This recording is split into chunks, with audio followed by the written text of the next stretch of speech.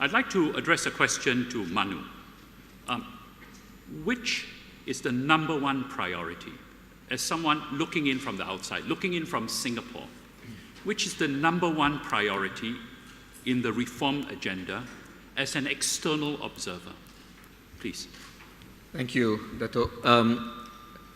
I think if you look at the examples of countries that opened up and what were the shocks and crises that came, quite often what you see is countries are very good at opening up on the supply side of the economy, addressing the real economy, liberalizing, opening up for trade and so on.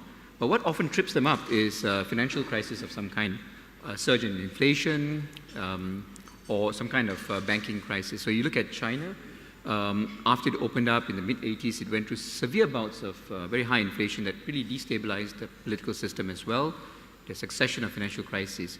Look at Vietnam today, they got so many things right and fantastic supply-side response in the economy. The potential is great, but they have been tripped up by overheating. And my concern is that as Myanmar opens up, you're going to get huge inflows of capital, you're going to get many people coming in to do things, and if there is no strong central bank to get the monetary side of the economy right, then you could get a tendency towards inflation.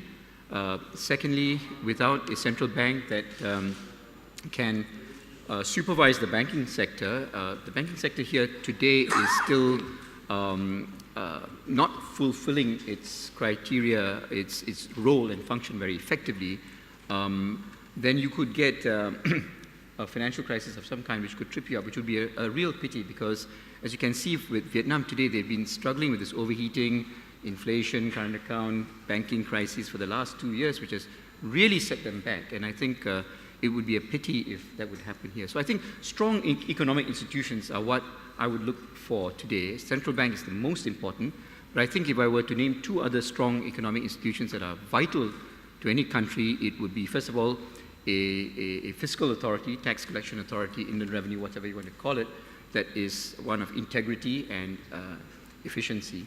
And the second would be an investment promotion agency that has got authority to push things through and get things done.